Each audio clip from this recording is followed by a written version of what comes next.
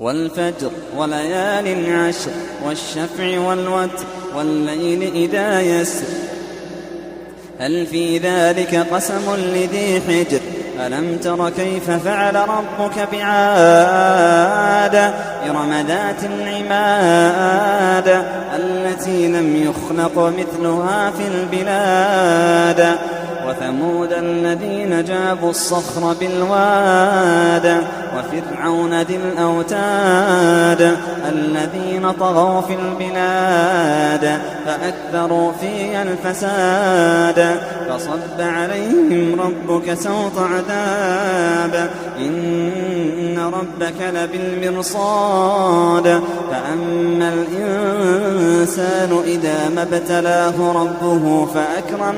فأكرمه ونعمه فيقول ربي أكرمن وأما إذا ما ابتلاه فقدر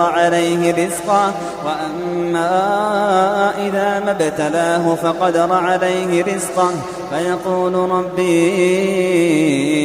أهانن كلا بل لا تكرمون اليتيم ولا تحاضون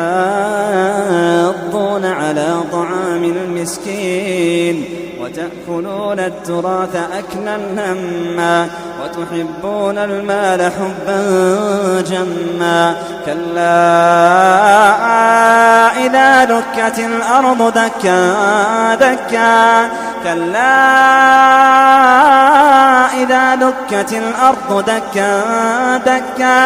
وجاء ربك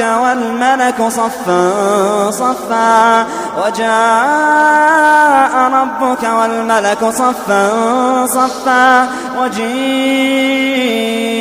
يومئذ بجهنم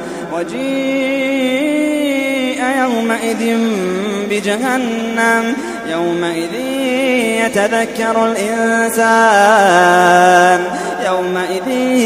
يتذكر الإنسان وأنى له الذكرى يقول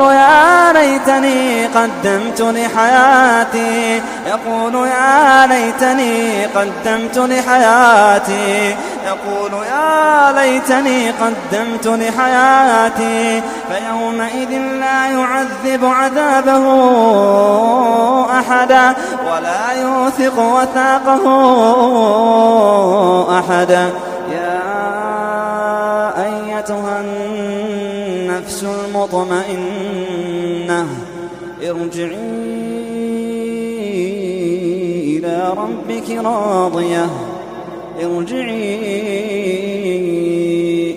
ربك راضية مرضية فادخلي في عبادي وادخلي جنتي.